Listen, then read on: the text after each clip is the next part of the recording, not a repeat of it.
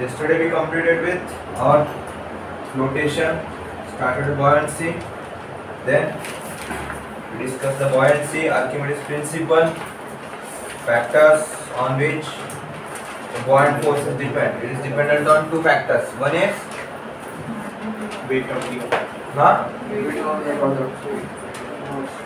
buoyant force कशावरती dependent आहे?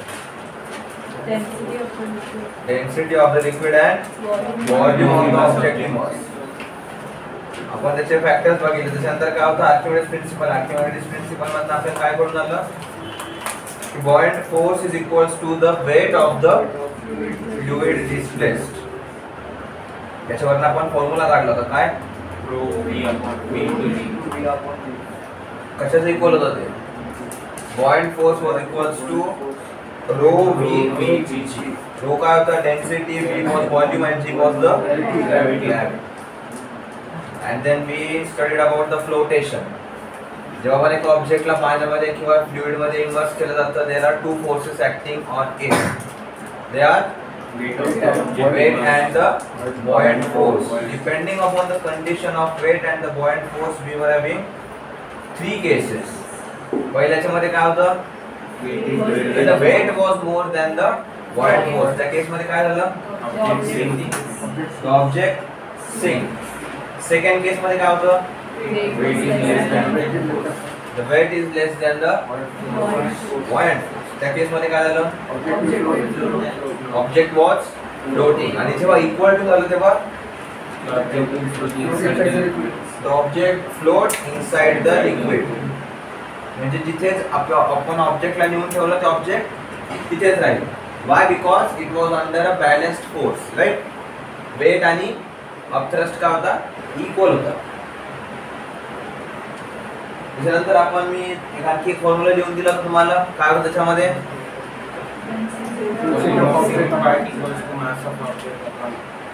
किती part sink झालाय हे काढण्यासाठी आपण फॉर्म्युला लिहिलं होतं सिंक पार्ट किंवा sink volume. Sink volume upon total volume. That was equals to density of object upon density of liquid. Liquid formula लिहिलं होतं आपण density of object upon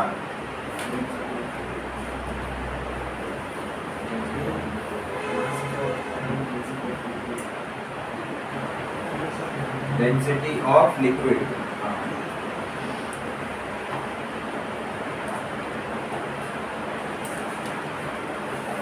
इथपर्यंत आपलं झालं होतं right. Then we also studied about lactometer. Lactometer काय होतं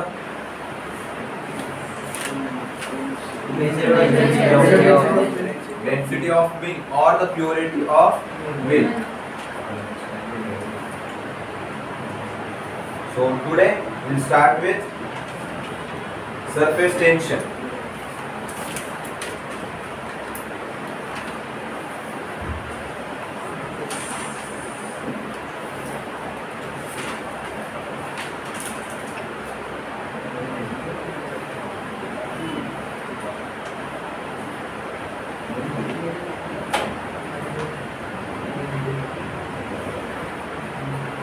This is one of the topics which are asked the most number of times. याचे फिनोमेना तुम्हाला विचारले जातात. सो तुम्हाला माहिती असणं गरजेचं आहे. काय आहे सरफेस टेन्शन माहिती आहे? anyone knows what happens because of surface tension? Where can we see the surface tension? Tension म्हणजे तर काय साठी असतो हा ताण पडणे. तर आता सरफेस टेन्शन जे आहे in case of fluids it will B acting inside it will B acting outside.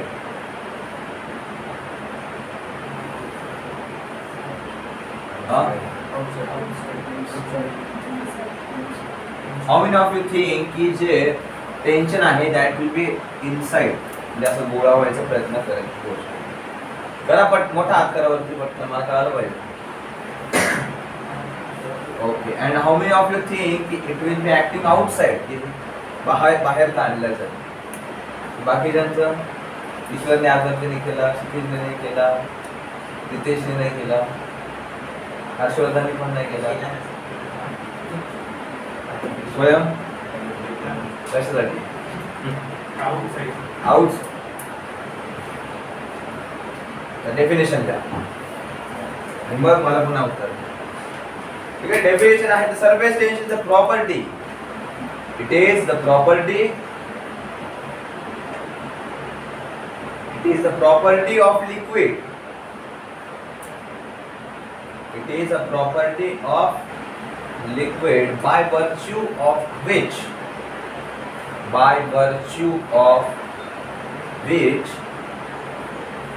the free surface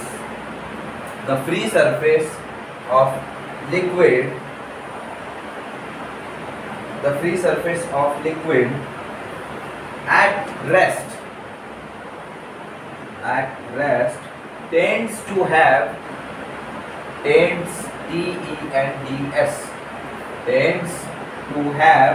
minimum surface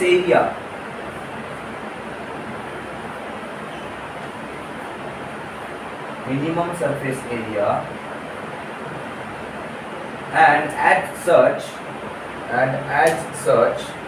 it behaves as it is covered with a stretched membrane.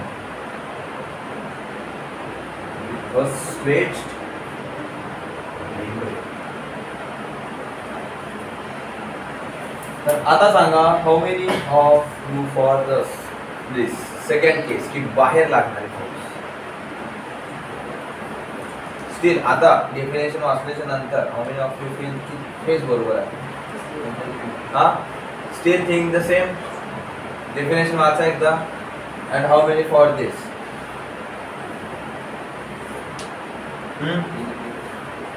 Now how many for this first case? It will be acting inside. जरा पटकन आतो दिला. And how many for the second case? It will be acting outside. जरा पटकन कोणाकोणाला वाटतंय? जे वाटतंय. काय लिहिलं त्याच्यामध्ये? आपण मिनिमम सरफेस एरिया. जर आपल्याला कमीत कमी सरफेस एरिया पाहिजे तर आपण काय करत असतो? स्वतःला आकडून घेऊ. मिनिमम सरफेस एरिया जर आपल्याला कव्हर करायचं आहे तर सांगितलं गर्दीमध्ये उभे राहिल्यानंतर असंच उभं राहतं ना का? असं कोणी उभं राहतं गर्दीमध्ये? नाही ना, असं उभं राहतं ना जवळ. का बरं? Because you are suppose to cover less amount of area. म्हणजे काय झालं? It will try to contract itself. So the tension जे आहे that will be inside and not outside. जर आउटसाइड असलं असतं तर काय झालं असतं? ते लिक्विड पसरून गेलं असतं. बरोबर का? आपलं पसरतंय का लिक्विड? नाही ना. सो आपलं जे टेन्शन आहे that will be inside and not outside, because of which the liquid will cover the least amount of surface area. खालच्या लाईन वर तिला हे करून पॅराग्राफ चेंज करून surface area is measured as force acting per unit length. Force acting per unit length of imaginary line drawn on the free surface of liquid. On the free surface of liquid.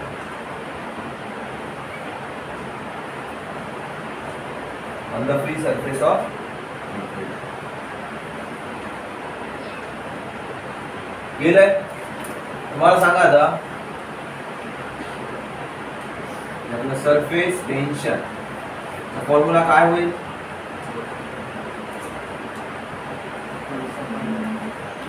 Force acting per unit length.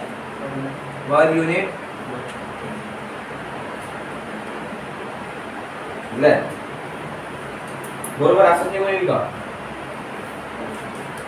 It is आणि ही length जी आहे, ही length कोणती आहे? दिस is the imaginary line, आणि त्या लाईनची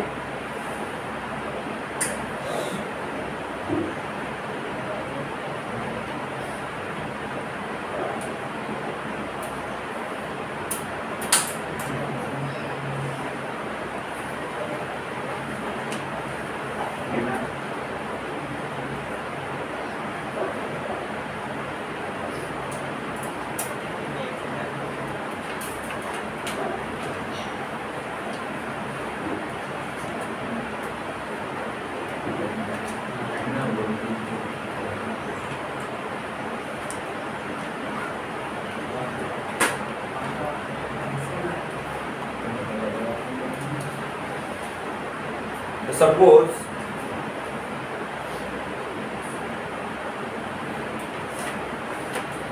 आपल्याकडे असं surface वरती काही पाणी पडलेलं आहे, तर आपल्याला सरफेस टेन्शन कॅल्क्युलेट करायचं आहे. What will draw one imaginary line, आणि मी आता सांगितलं it will B acting towards the centre. तर ह्या लाईन वरती किती फोर्स ऍक्ट करतोय ते जर आपण कॅल्क्युलेट केलं, फोर्स ऍक्टिंग पर युनिट दिस लेंथ, आपल्याला काय भेटेल? Will get the surface tension. पण अशा या पूर्ण सरफेस वरती ही एकच लाईन असेल का? There can be multiple lines, अशा खूप साऱ्या लाईन्स असतील वरती पण आणि अशा खाली पण. मी या सगळ्यांना जर कंबाईन केलं will I get the area? सगळ्या लाईन्सला जर कंबाईन केलं मी, मला पूर्ण याचा एरिया मिळेल का? आता याला फक्त इथून एवढेच नाही तर इथून इथपर्यंत आहे, हे घाणेरडे दिसेल म्हणून मी एकच लाईन ड्रॉ केली पूर्ण. बाकीचे यू इमॅजिन की हे पूर्ण अशा क्लोज असणार आहे म्हणून. तर या सगळ्या लाईन्सला मी जर एकत्र केलं तर will I get the area? आता काय केलं मी, खाली पण लेंथने मल्टिप्लाय केलं, तर लेंथ इंटू लेंथ काय होईल? एरिया होईल का? मला एरिया भेटेल का? And force into length means force into some metre, newton metre. कशाचं युनिट होतं? Force into displacement was the work done. So work done per unit area is also our surface tension. कळलं? Displacement आणि length दोघांचं unit same आहे का? Unit same आहे का? म्हणून फोर्स इंटू इकडे लेंथने मीटरने मल्टिप्लाय झालं तर फोर्स न्यूटन इंटू मीटर पण काय होईल? Will get the work. तर हा फॉर्म्युला लिहून घेऊ.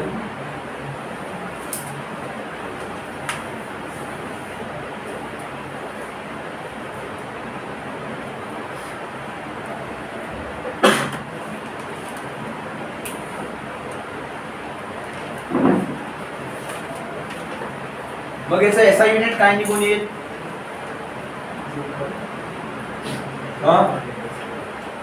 एसआय युनिट काय होईल? फोर्स कशामध्ये असतोय? न्यूटन पर मीटर, और तिकडे जूल्स पर मीटर स्क्वेअर. मग surface tension is this a scalar quantity और वेक्टर क्वांटिटी?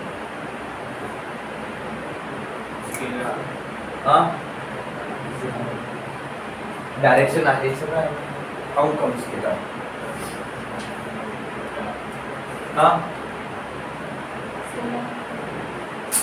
स्केलर नाही येणार.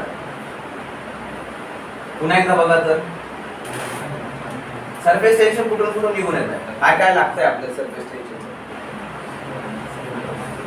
फोर्स लागतोय अँड लेंथ, आणि आणखी काय लागतंय? वर्क आणि area.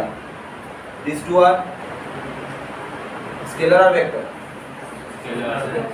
This two are scalar. मग स्केलर नाही वेक्टर भेटेल का?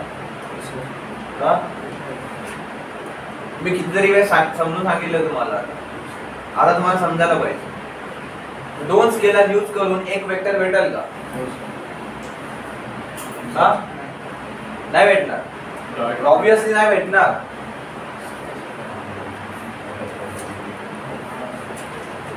It is also scalar quantity. आणि जर तुम्ही म्हणत असाल की आता इथे फोर्स आहे, पण फोर्स तर वेक्टर क्वांटिटी आहे, मग how it is coming to a scalar quantity. तर मी तुम्हाला काय सांगितलं, तर जेव्हा दोन वेक्टर्स आपण काही ऑपरेशन करू तर इट विल डिपेंड की त्याच्यासोबत ऑपरेशन कोणतं झालंय, was it a dot product or cross product, right. त्याच्यानंतर आपण ठरवतो.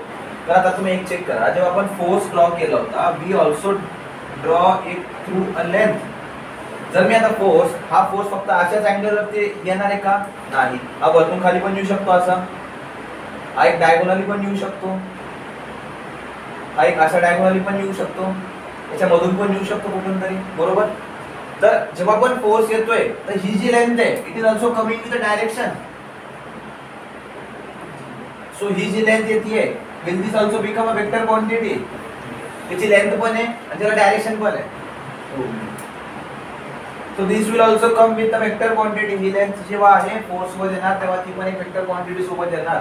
तर ही वेक्टर आहे आणि हे पण वेक्टर आहे, आणि vector vector will give us a scalar quantity. कळलं काय बोललो.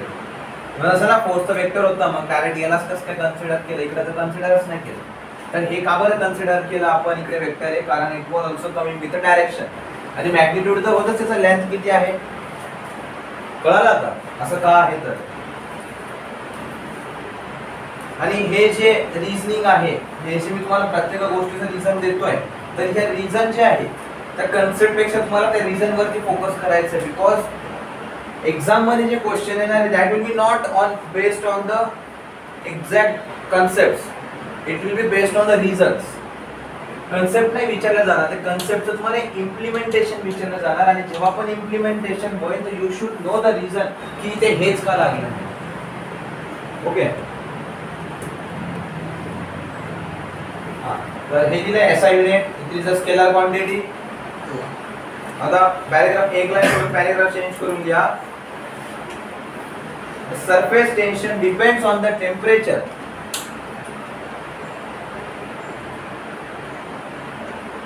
हे करा, डिपेंड्स ऑन लिहा, डिपेंड्स ऑन डॅश करून त्याच्या खाली 1 लिहा. टेम्परेचर डिपेंड्स ऑन 1 डॅश करून खालच्या लाईन वरती 1 temperature of the liquid, temperature of the liquid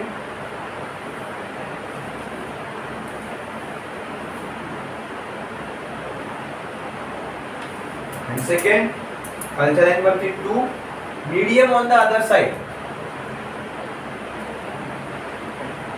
2 medium on the other side, temperature, and second is medium on the other side.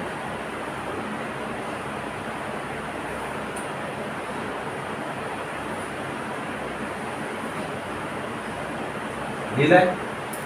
तर मला सांगा टेम्परेचर वाढवल्याच्या नंतर काय होईल हे सोडून द्यायचं. याचा आणि याचा दोघांचा काही संबंधच नाही. जर एक लिक्विड आहे, ते लिक्विडचं टेम्परेचर वाढवलंय आपण, तर त्याचं सरफेस टेन्शन जे आहे ते कमी होईल की वाढेल? कमी होईल. कसं काय कमी, कसं काय होणार? लिक्विड इव्हॅपोरेट होऊन जाईल, त्याचा एरिया कमी होईल. आयदर वो दिमाग लगा सकते हो, नाही तर त्याचा प्रत्येक लिक्विड इव्हॅपोरेट होईल का? प्रत्येक लिक्विड इट्स नॉट नेसेसरी. थोडंसं टेम्परेचर वाढवलं, त्याच्या इव्हॅपोरेशन पॉइंट पर्यंत पोहोचलोच नाही आपण. मग जर त्या केस मध्ये काय होईल, whenever we increase the temperature, आपल्याला हे तर माहिती आहे कोणत्या पण गोष्टीचं जर टेम्परेचर वाढवलं तर त्याचा व्हॉल्यूम इन्क्रीज होतो का? व्हॉल्यूम इन्क्रीज होतं म्हणजे काय होतंय, त्याचा ज्या आकड्याचा जो कॉन्ट्रॅक्शन फोर्स होता तो कमी झालाय. आणि फोर्स कमी जर झाला, आपण सरफेस टेन्शनचं दिलं होतं फोर्स अपॉन लेंथ, तर फोर्सच कमी झाला तर हे पण कमी होईल का? झाला सरफेस टेन्शन. सो टेम्परेचर सोबत जसं टेम्परेचर इन्क्रीज होईल सरफेस टेन्शन काय होईल? डिक्रीज होईल. सो एक लाईन सोडून द्या त्याच्या खाली, with increase in temperature surface tension decreases.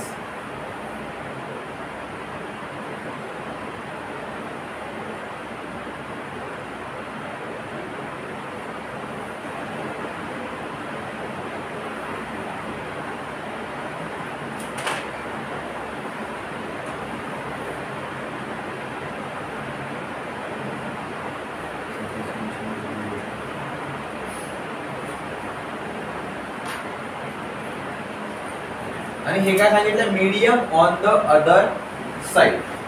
तर आता शरबत बनवायला रेडीमेड शरबत येत असते, जसं गुलाबाचं, लिंबूचं अँड ऑल दॅट फ्लेवर. तर त्याचा जर तुम्ही थेंब असा याच्यामध्ये घेतला सरफेस वरती किंवा ग्लास मध्ये सरळ नॉर्मली एक थेंब टाकला तर it will be a spherical shape, असा गोल बनेल का. पण हे जर त्याच्यामध्ये आता जर पाणी असेल, ग्लास मध्ये घेतलं तुम्ही, त्याच्यामध्ये जर पाणी असेल तर काय होईल, हे फक्त असंच राहील का, नंतर हे विरघळायला लागेल का. Now what will happen, it will start losing its surface tension. Why, because of the presence of water. इकडे पाणी होतं, इकडे काय होतं, here it was air and in this case it was water. तर ह्या केस मध्ये काय होईल, ते वितळायला लागेल, खाली पसरायला लागेल. तर it happen because of the medium on the other side. इकडच्या साइडचं मीडियम काय होतं, वॉटर, इकडे काय होतं, air. Because of air the surface tension was maximum. पाणी आल्यामुळे काय झालं, सरफेस टेन्शन कमी झालं. So it is not necessary की इकडची डेन्सिटी जास्त असेल तर it will lose it surface tension and all that, असं नाही. But because of the change in the medium on the other side there was change in the surface tension, जे आपण इथं लिहिलंय. चला सी, फक्त टेम्परेचर वरती कसं होतं, लिक्विडचं टेम्परेचर वाढवलं तर सरफेस टेन्शन प्रत्येक केस मध्ये कमी होणार. का बरं, कारण सरफेस टेन्शन वाढवल्याच्या नंतर काय होतं, व्हॉल्यूम वाढत असतो आणि व्हॉल्यूम जर वाढला तर लेंथ पण वाढेल आणि लेंथ वाढल्याच्या नंतर काय होतं, surface tension is inversely proportional to length. surface tension चा फॉर्म्युला काय लिहिला आहे, फोर्स अपॉन लेंथ. लेंथ वाढवली तर फोर्स इकडे, सरफेस टेन्शन कमी होणार. सर जर टेम्परेचर वाढला पण लेंथ कमी केली तर टेम्परेचर वाढत गेलं आणि मोठ्या कंटेनर मधून जर छोट्या कंटेनर मध्ये आपण, तर ते एक्सटर्नल प्रेशर आहे ना, दिस इज द इंटरनल, जो बाहेरून फोर्स लावतोय. Surface tension is all about उसका खुद का. बाहेरून एक्सटर्नल फोर्स आपण काही अप्लाय नाही करत त्याच्यावर. तर स्वतःचं सरफेस टेन्शन किती आहे, पण त्या लिक्विडची लेंथ कमी आहे एवढी ॲज कम्पेअर तू कॉम्प्रेस करतोय त्याला. It is something getting because of the external force. आपण सरफेस टेन्शन जे आहे ते स्वतःच्या बॉडीची प्रॉपर्टी असते. It is not because of something else acting from outside. तू बाहेरून काही पण कर, सरफेस टेन्शन जे आहे तेच राहणार ना. इंटरनल त्याचं प्रॉपर्टी जी आहे सरफेस टेन्शनची, त्याची व्हॅल्यू तर तेवढीच राहणार. It is your external force जे त्याला कॉम्प्रेस करेल, त्याची स्वतःची नाही राहणार. कळालं काय सांगायचं मला नक्की.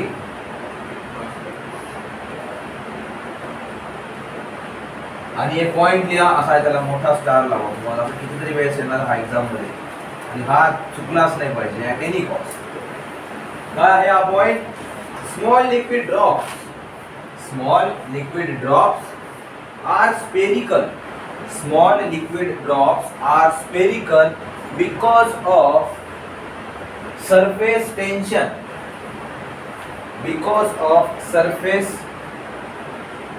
tension.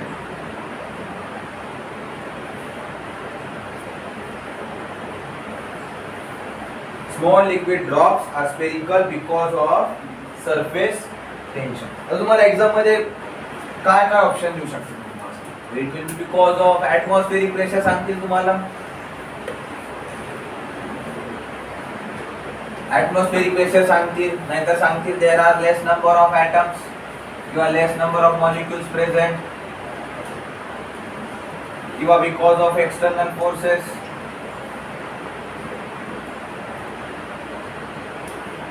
कशालाच काहीच बरोबर नाही. The only correct answer for the spherical shape of liquid drops is because of the surface tension. आणि हा बऱ्याच वेळेस विचारला गेलेला आहे वेगवेगळ्या एक्झाम्स मध्ये हा question. So you are suppose to know की why the liquid drops are spherical in shape. It is always because of the surface tension. बाकीचं काहीही येऊ द्या, कोणताच ऑप्शन बरोबर राहणार नाही. जिथे सरफेस टेन्शन दिसलं या क्वेश्चन साठी डोळे बंद करून टिक करायचं, दुसरीकडे नाही गेलं पाहिजे, फक्त विश्वास ठेव. नेक्स्ट डेटा का एक लाईन सोडून some phenomenas based on surface tension. Some phenomenas based on surface tension.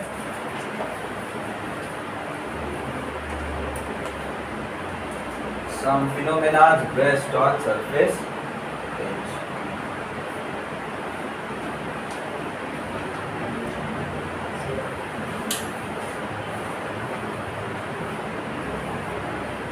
तर याच्यामधला प्रत्येक फिनोमेना इज इक्वली इम्पॉर्टंट, कारण ह्या सगळ्यांवरती एक ना एक क्वेश्चन विचारला गेलेला आहे तुमच्या एनडी एक्झाम मध्ये, सीडीएस एक्झाम मध्ये and what all exams you can see, जिथे कुठे सायन्स विचारलं जातं. These all phenomenas are very important. त्याच्यामध्ये फर्स्ट लिहा soaps and detergents. Soaps and detergents म्हणजे काय? साबण आणि सर्फ किंवा काही जण निरमा म्हणतात.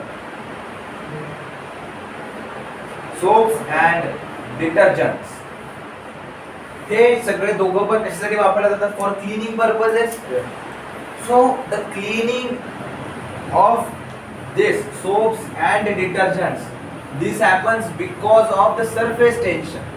मग आता हे सरफेस टेन्शन मुळे तर होणार आहे, परंतु ह्या केस मध्ये सरफेस टेन्शन ते वाढवणार की सरफेस टेन्शन कमी करणार? That is my question.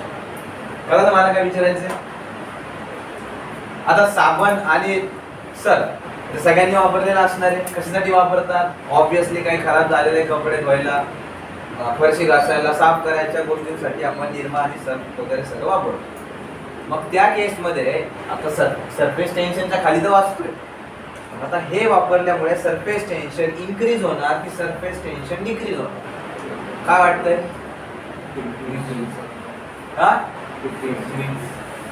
कोणाला वाटतं इन्क्रीज होईल? आणि how many of you think it will decrease? 1 2 3 स्वयंचं काय म्हणणं आहे? इन्क्रीज होईल. ह्या केसमध्ये काय होत असतं, जर सरफेस टेन्शन जास्त असेल तर ती घाण पटकन निघेल का? ती आकडून राहील ना, जिथे आहे तिथेच. काय सांगितलेलं आहे, जर एखादी गोष्ट ह्या बोर्डवरती त्या बोर्डनी आकडून धरलेली आहे तर ती निघेल का पटकन?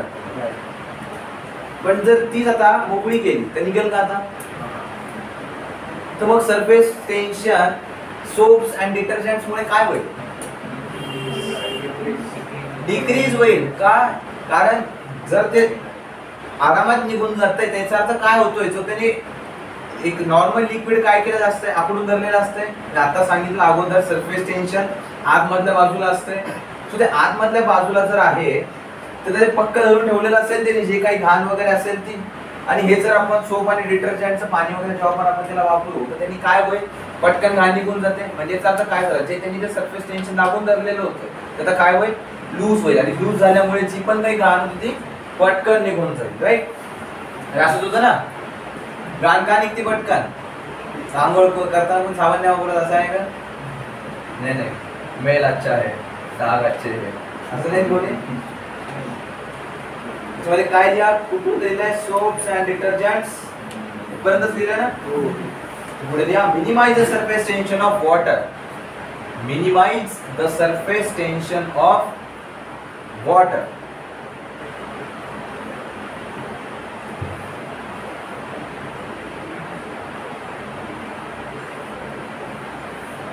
Because of which cleaning becomes easy. Because of which cleaning becomes easy. राहील लक्षात आता है जेव्हा आपण कधी पण बुक उघडून हा पॉइंट वाचणार तेव्हा क्लीनिंग का बरं होते तर डिटर्जंट आणि सोप टाकल्याच्या नंतर राहील का लक्षात?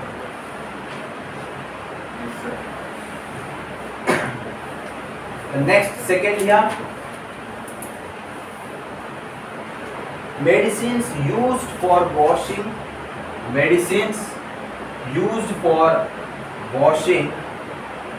wounds.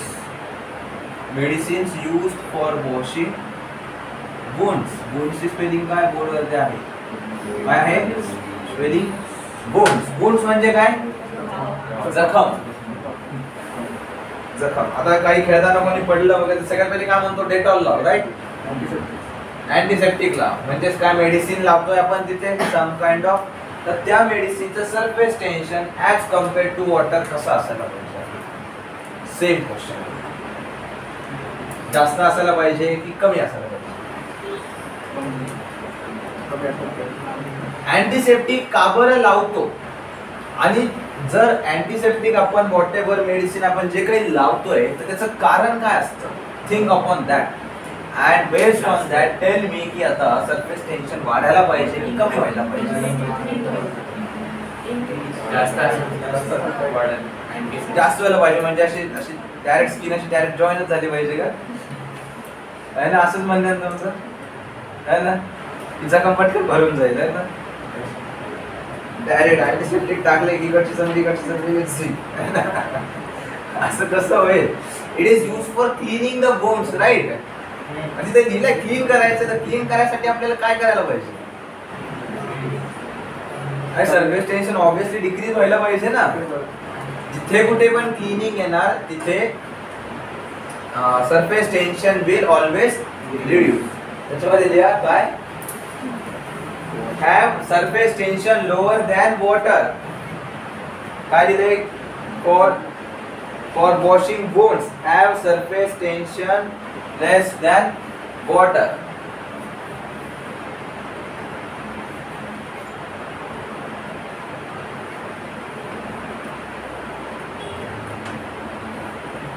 ओके सर, ये एंटीसेप्टिक वाटर रेजिस्टेंट असतात. हां, ये एंटीसेप्टिक वाटर रेजिस्टेंट असतात. वॉटर रेजिस्टंट कुठे वापरतो तसं अँटीसेप्टिक, ते पेरॉक्साइड वगैरे, हां, हायड्रोजन पेरॉक्साइड वगैरे, हायड्रोजन पेरॉक्साइड. सो त्याचं काय, सरफेस टेन्शन वाटरपेक्षा कमी असते. ऑब्विसली ते हायड्रोजन पेरॉक्साइड कोणत्या केसमध्ये वापरतात, मी तर नाही वापरतो.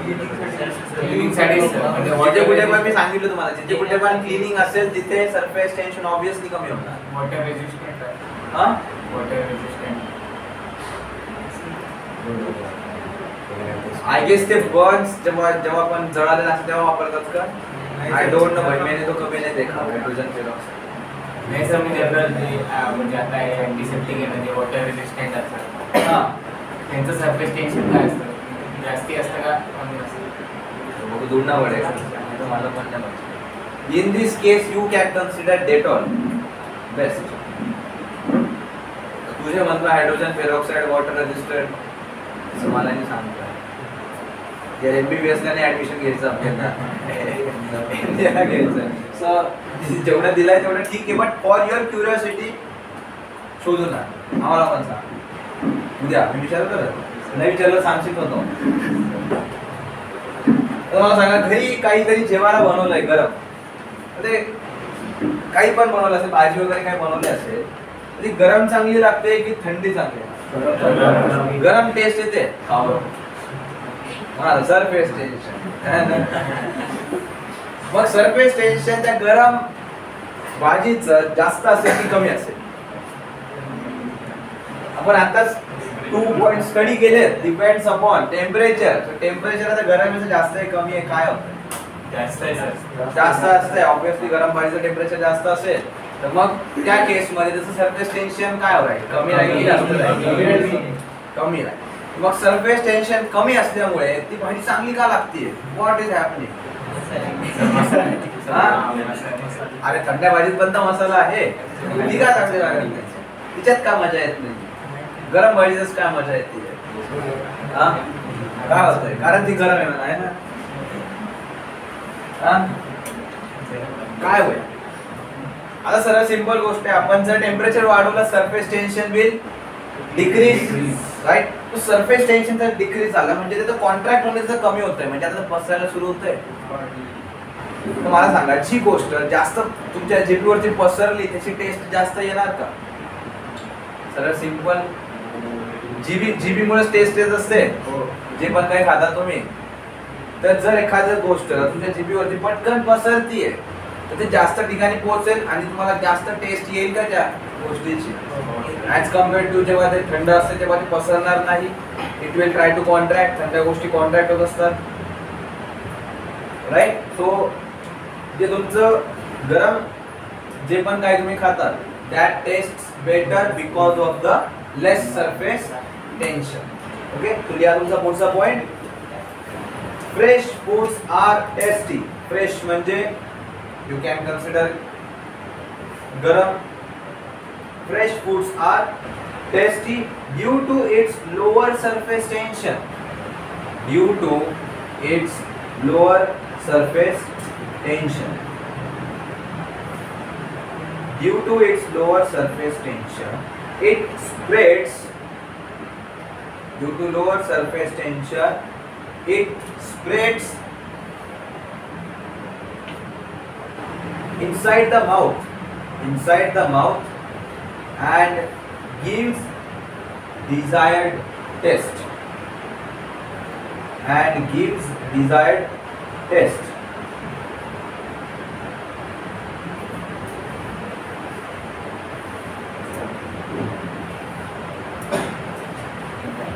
बरोबर. आता तुम्ही म्हणणार आईस्क्रीम पण तर टेस्ट असेल. आईस्क्रीम, अरे आईस्क्रीमची टेस्ट त्याच्या फ्लेवरमुळे तर असते, बट मोस्टली आईस्क्रीम खायचं कारण काय असतं? Because it is cold. उन्हाळ्यातच का खातात मग आईस्क्रीम जास्त करून? हिवाळ्यात का खात नाही? बिकॉज हिवाळ्यात पण खातात, पण ती खास असते तुमची की आईस्क्रीम खायची, ती टेस्ट पाहिजे असते, राईट? तो आईस्क्रीम टेस्ट बिकॉज ऑफ त्याचा फ्लेवरच तेवढा असतो, ठीक आहे. आणि it taste better when it is cold, ठीक आहे. आईस्क्रीम अशी पटकन तोंडात टाकली लगेच सगळ्या पूर्ण तोंडामध्ये टेस्ट येते का त्याची? जशी नॉर्मल तुम्ही पोळी भाजी खाता तशी नाही. जिथे ठेवली तिथे टेस्ट लागते त्याची, राईट? तर आता नेक्स्ट, आता पाणी, आता पाऊस पडलाय, पाणी साचलं असेल बऱ्याच ठिकाणी, तर पाण्यावरती तसे होणारे हे बघितलेत का? किडे बघितलेत का? हा, हो. ते पाण्यावरतीच कसं काय करायचं? पाण्याला आतमध्ये कसं काय जात नाही? त्यांना स्विमिंग शिकवलेले असते का कोणी? म्हणजे पाण्यावरती कसं काय तरंगतात? And not able to go inside the water. Weight कमी असते, ओके. बट वेट कमी असण्याने काय? वेट तर आपण फ्लोटेशन वगैरे सगळं बघितलं, but it also comes under the concept of surface tension. What is weight exactly? Force आहे का एका प्रकारचा? आपण सरफेस टेन्शन मध्ये बघितलं काय? It is force upon the length. आता हा force it can be also because of the weight. हा, तर हा जो त्यांचा वेट आहे, it is very much less than the force because of which they can flow. आणि हे कन्सेप्ट काय झालं? This is our surface tension. तो हा जो फोर्स आहे, त्या सरफेस टेन्शन फोर्स ज्याच्यामुळे सरफेस टेन्शन आलंय, that is more as compared to the weight of the insect. त्याच्यामुळे काय झालं? It is floating on the water. त्याच्यामध्ये लिहा, insects and mosquitoes swim on. Insects and mosquitoes swim on water. Insects and mosquitoes swim on water surface due to surface tension. Due to surface tension.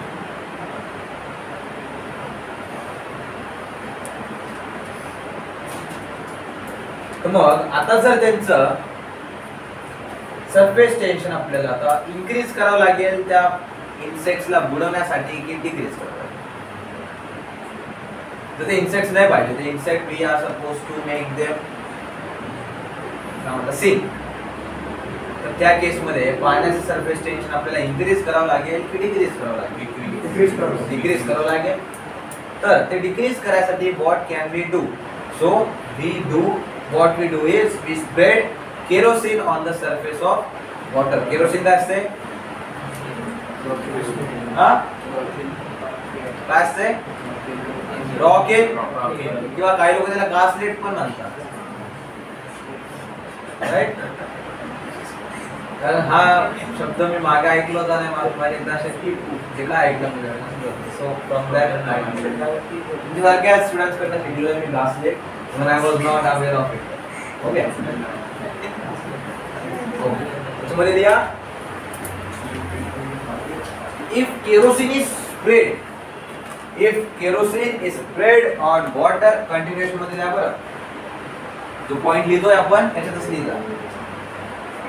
If kerosene is sprayed, surface tension काय होईल? Surface tension will decrease and the mosquitoes will sink.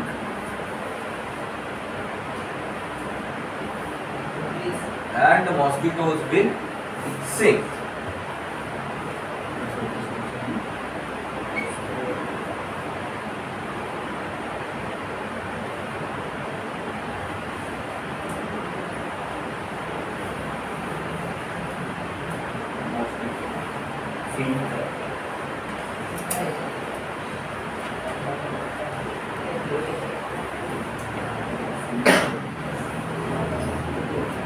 तर लहानपणी सगळ्यांनी असं खेळलंय का? पाण्यामध्ये निरमा टाकायचा, detergent टाकायचं आणि त्याच्यामध्ये असं स्ट्रॉ टाकून त्याचे बुडबुडे बनवलेत का? खूप सगळ्यांनी केलं असतं. तर ते बुडबुडे फक्त आणि फक्त त्या सोपच्या पाण्यामध्येच का बनतात आणि नॉर्मल वॉटर मध्ये का बनतात? बबल्स फॉर्म होतात ना.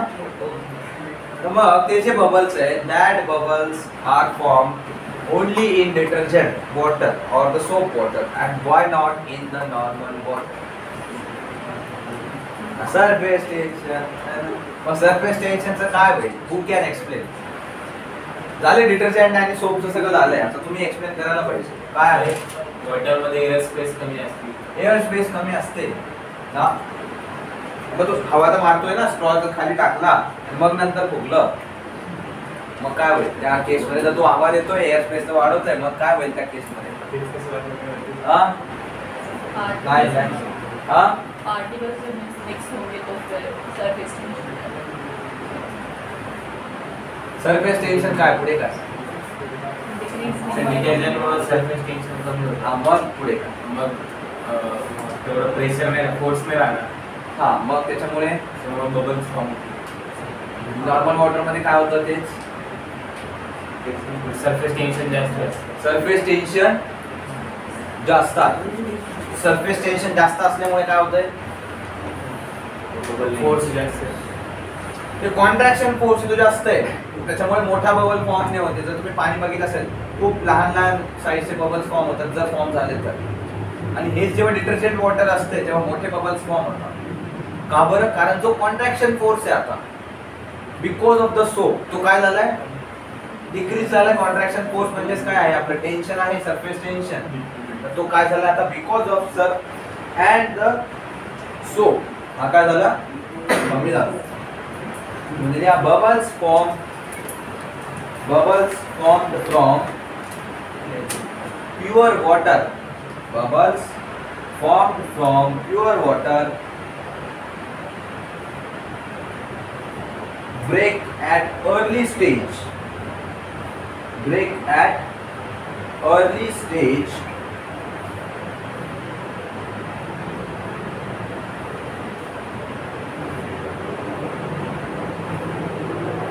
while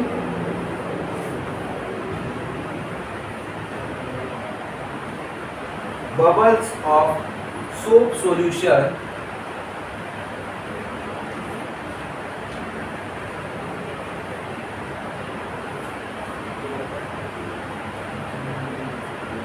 are bigger, while the bubbles of the soap solution are bigger. कशामुळे? due to lower surface tension.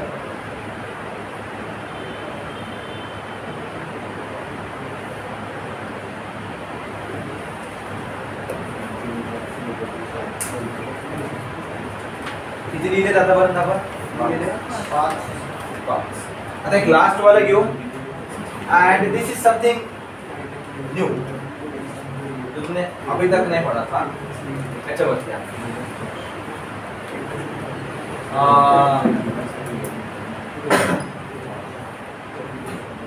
Shaving brush बघितलाय? हा, त्याला कधी पाण्यात बुडवलंय, बाहेर काढलंय. तर पाण्यात बुडवल्यानंतर काय होत असते? त्याचे ब्रिसल्स जे आहेत असे मोकळे होतात का? जरी शेविंग ब्रश जरी नसेल बघितला तर वॉटर कलरचा सगळ्यांनी यूज केला असेल, हा केलाय की नाही? असं कोणी आहे का त्यांनी यूजच नाही केला वॉटर कलर? सगळ्यांनी केलं.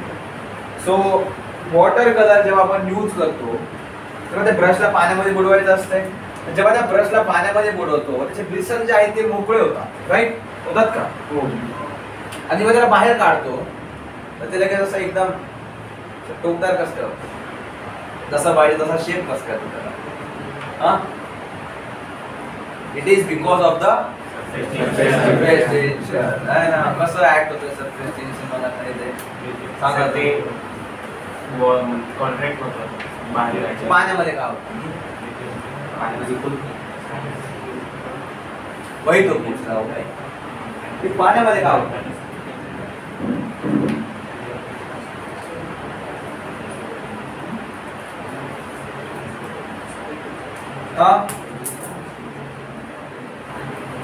जे कॉन्ट्रॅक्ट व्हायचंय ते पाण्यामध्ये का नाही झालं? पाण्यामध्ये तर मोकळं झालं. वाट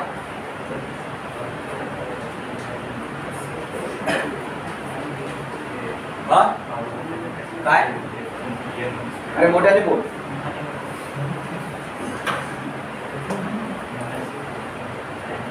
काय वाटतंय कशामध्ये झालं असेल?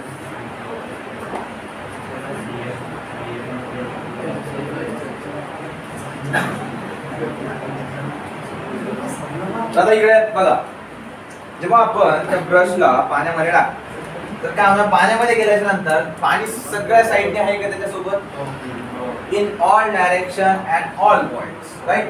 सर जर पाणी प्रत्येक ठिकाणी आहे, द फोर्स जो आहे because of the length of the water तो पण सगळीकडनं ऍक्ट करेल का? फ्रॉम ऑल द 4, 8, 16 जेवढ्या पण साइड्स असतील तेवढ्या, फ्रॉम ऑल द 360 डिग्रीज. तर त्या केस मध्ये काय होऊन जाईल? जर फोर्स सगळीकडनं ऍक्ट करतोय तर फोर्स काय होऊन जाईल? It will get cancelled out.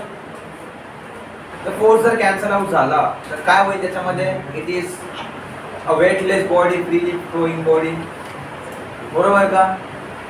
तर मग त्या केस मध्ये काय होतंय बघा, तिथे काही फोर्स ऍक्ट करतोय का त्याला कॉन्ट्रॅक्ट करायसाठी? नाही. So it is under a free condition. तिथे काही फोर्स ऍक्ट करत नाही. It is under a balance condition. Even if there is a existence of force it is getting cancelled out because of a counter force जो पाण्यामध्ये असणार आहे. मी तुम्हाला अगोदरच ड्रॉ करून दाखवलं होतं की पाण्यामध्ये सगळ्या साईडनी फोर्स ऍक्ट करतोय, असं काय पर्टिक्युलर डायरेक्शन आहे का त्याच्यासाठी? नाही, प्रत्येका साईडनी फोर्स ऍक्ट करत होतो. त्याच्यामुळे काय झालं? तर फोर्स आता पाण्यामध्ये टाकल्यानंतर कॅन्सल आउट होऊन गेला. पण जेव्हा आपण पाण्याच्या बाहेर काढतोय त्या केस मध्ये काय होतंय मग आता? ते कॉन्टॅक्ट का होतंय? पाणी येणं त्याच्या आजूबाजूला, त्याच्या ज्या ब्रशच्या आतमध्ये पाणी आहे का? आता जे ब्रिसल्स होते ब्रशचे त्याच्या आतमध्ये पाणी सोबत आलंय त्याला चिटकून. तर ते पाणी आल्यामुळे काय झालं? देयर इज अ कॉन्ट्रॅक्शन नाव, there is a surface tension inside the brush. त्याच्यामुळे काय झालं? त्या टेन्शनमुळे ते कॉन्ट्रॅक्ट झालं, आपसून गेलं. त्याच्यामुळे काय झालं? We can see a taper end, म्हणजे सगळे गोळा झालेले आहे. कळाले? पक्का? की आतमध्ये गेल्यानंतर ते मोकळं का होतं आणि बाहेर आल्याच्या नंतर ते एकत्र का जॉईन होतं? पक्का कळाले? त्याच्यामध्ये लिहा मग next point. If we immerse a shaving brush, if we immerse a shaving brush in water,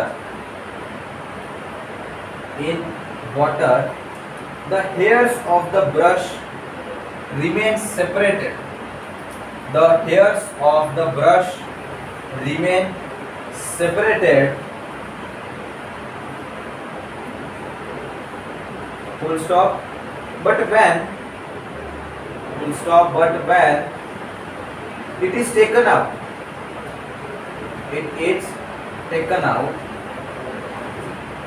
the hairs stick together.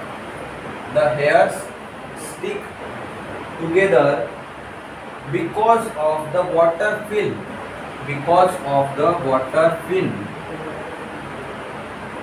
इकडे बघा काय लिहिलंय तर water film. Because of the water film formed between the hairs.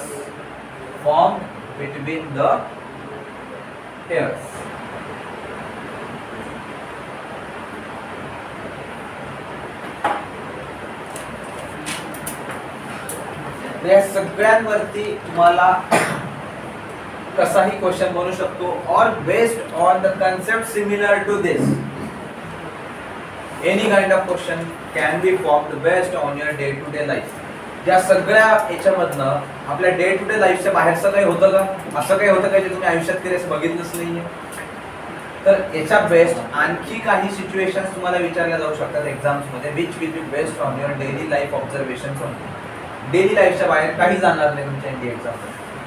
Okay, त्या हिशोबाने आता जेव्हा पण जे काही फिनॉमेनास तुम्ही बघताय डेली लाईफ मध्ये, try to relate it to some or the other phenomenas of the science, की हे सायन्स मध्ये कशामुळे होऊ शकतं, what ever you see.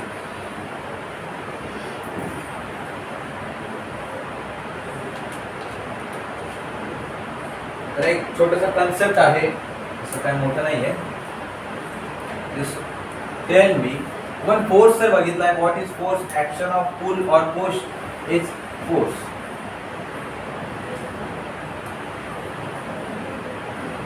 What is adhesive force? माहितीये काय असते अधेसिव्ह फोर्स? अधेसिव्ह हे तरी ऐकलंय हा? काय? जर फेविकॉलची बॉटल जर तुम्ही बघितली, त्याच्यावरती काय लिहिलेलं असतंय? अधेसिव्ह लिहिलेलं असतंय। सो फेविकॉल काय करतं? It is used to stick to different bodies, दोन वेगवेगळ्या ऑब्जेक्ट्सला स्टिक करायसाठी वापरतात का? दोन पेजेसला, फर्निचर स्टिक करायला, फर्निचरचे वेगवेगळे पार्ट्स असतात त्याला स्टिक करायला, दरवाजा कोणाच्या घरी बनत असेल, काही फर्निचरचं काम करत असेल तर चेक करायचं, तो जो मोठा ड्रम किंवा मोठी बादली वगैरे जे असेल फेविकॉलची त्याच्यावरती लिहिलेलं असतं adhesive. That adhesive is used to stick to different bodies. आम्हाला adhesive force then we also have something as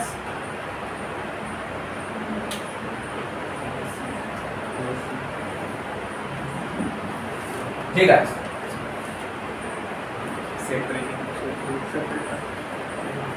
separating force, असं काही असं लावायचं जेणेकरून लगेच बॉडी सेपरेट व्हायला लागणार आहे ना।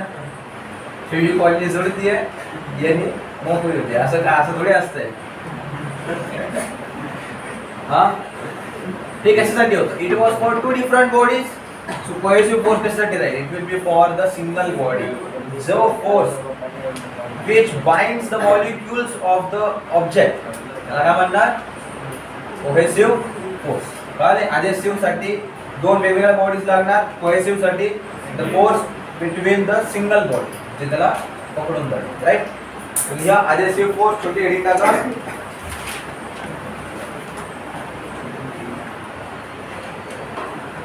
adhesive force, the force of attraction, acting between molecules of different substances ना अंडरलाइन करा नंतर, molecules of different substances ला अंडरलाइन करा।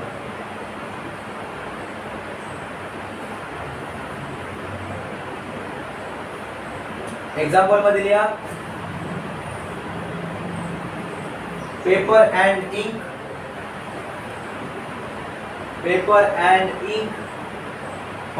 Water and glass, etcetera. Paper and ink, आता तुम्ही जे लिहिताय पेनाने, तर जी इंक आहे that is some separate substance and your paper is some separate substance, right? पण तरी ते एकत्र जोडू नये का? By because of the adhesive force. पाणी पिल्याच्या नंतर काठांवर थोडंसं पाणी राहतंय, that is also because of the adhesive force.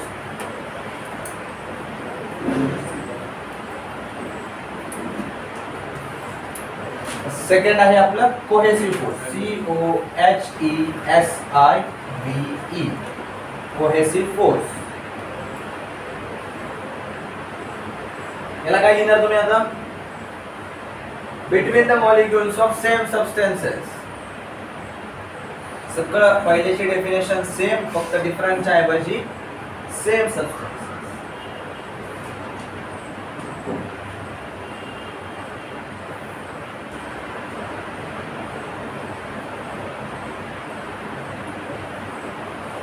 तर याला काय एक्झाम्पल लिहिला, ज्या पण गोष्टी एकत्र राहतात that all are because of the cohesive force only. याच्यासाठी काही सेपरेट एक्झाम्पल नाही.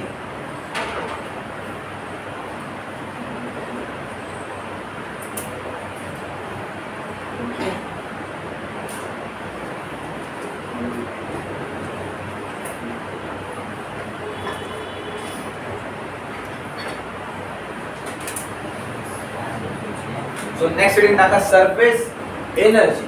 सरफेस टेंशन सुन लिया, अभी क्या सुनेंगे, सरफेस एनर्जी.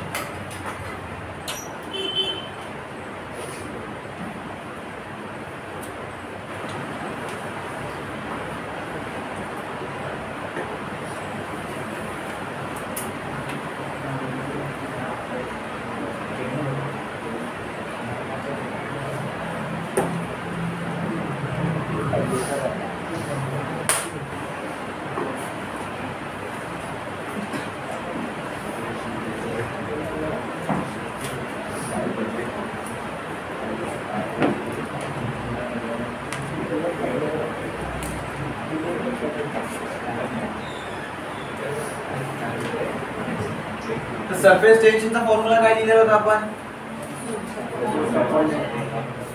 फोर्स अपॉन आणि आणखी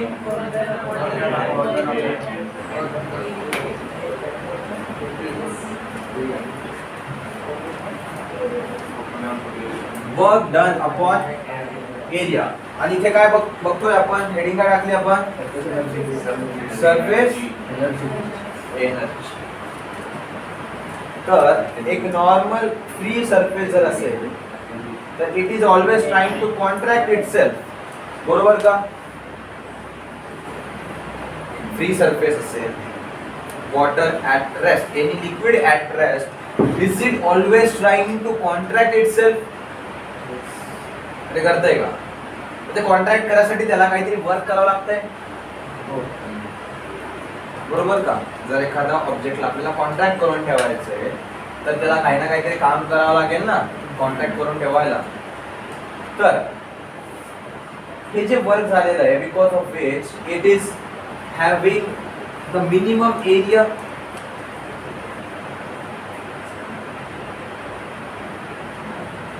बरोबर का. हे जे वर्क केलं आहे, because of which it is always having a minimum area. जर आपल्याला आता हा एरिया वाढवायचा आहे, if we want to increase this area, तर आपल्याला काय करावं लागेल, एक्सटर्नल एनर्जी सप्लाय करावं लागेल का, which will B acting against the work. म्हणजे ऑलरेडी काहीतरी वर्क होतंय, हा, त्याच्या अपोजिट आपल्याला एनर्जी प्रोव्हाइड करावं लागेल का, जेणेकरून हे जे वर्क होत आहे ते कमी होईल. आणि हे जेव्हा हे वर्क डन जेव्हा कमी व्हायला लागेल तर तेव्हा एरियामध्ये काय फरक पडेल, एरिया इन्क्रीज होईल की डिक्रीज होईल. Now in this case the area will start increasing. काय बोलतो मी, कळतंय का. जर त्याला एखाद्या सरफेसला आपल्याला ओढून धरायचं, सगळं सिंपल, जर तुम्हाला सर सांगितलं, काय सांगू, एखादी काडी आहे सपोज, तर काडीला तुम्हाला बेंड करून ठेवायचं फक्त, असं तुटले नाही पाहिजे एवढ्या. तर तुम्हाला कंटिन्युअसली वर्क करावं लागते का त्याच्यावरती, असं बेंड करायला. पण तुम्हाला सांगितलं आता जास्त नको बेंड करू, थोडीच बेंड कर. मग आता काय होईल, you did some work in the opposite direction. त्याच्यामुळे काय होतं, आता कमी एनर्जी लागते का तुम्हाला थोडीशी. सो त्याच्यामुळे काय झालं, तुमचा जो एरिया होता तो आता इन्क्रीज झाला का. तर this was the same thing happening over here. जी एनर्जी आपण एक्सटर्नल लावली इथून इथपर्यंत आणायसाठी, that energy is called the surface energy. म्हणजे एरिया वाढवला आपण, पहिले अगोदर असं होतं, आता एरिया वाढवलाय, बेंड केली, काढी अशी त्याला बेंड केलंय, कळतंय काय म्हणतोय, इमॅजिन करा. त्याला आपण आता वाढवलंय, सरफेसचा तर वाढवलाय, काय झालं, एनर्जी अपोजिट डायरेक्शन मध्ये लावावं लागली मला. तर ती अपोजिट डायरेक्शन मध्ये लावलेली energy is your surface energy, because of which there was the increase in area.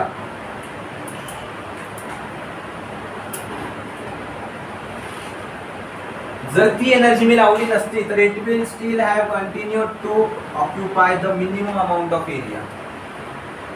कळलं काय बोलतो. त्याच्यासाठी लिहा आता,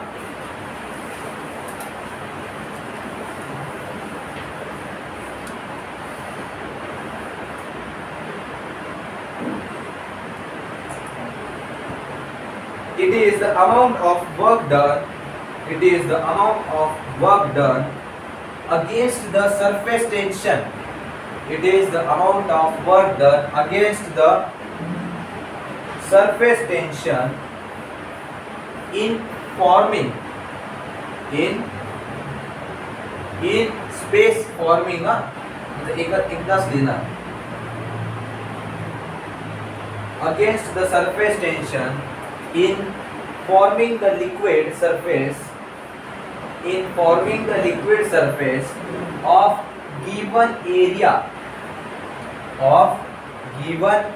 area at a constant temperature.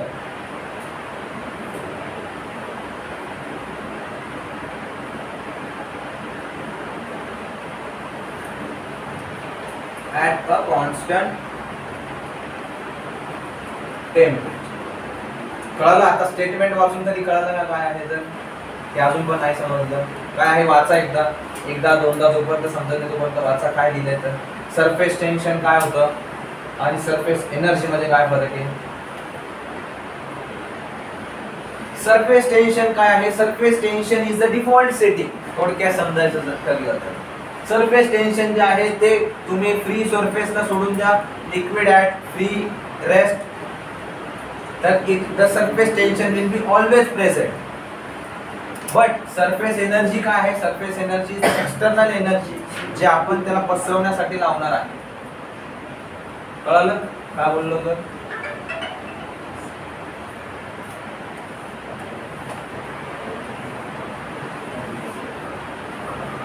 तर आपण आज आता इथे सांगू with the surface energy. Tomorrow will study about the angle of contact. हे कुछ नया है. याच्यावरती क्वेश्चन येण्याचे चान्सेस आर लेस बट जर क्वेश्चन विचारला गेला तर you should be able to answer. त्याच्यासाठी आपण हा टॉपिक बघू. असं नाही की मी जर सांगतोय की चान्सेस आर लेस भाई क्वेश्चन कहाँ से भी पूछा जा सकता है. So you should be prepared for each end every. तो ये बघू अपन एंड उसके बाद जल्दी भी हो जाएगी.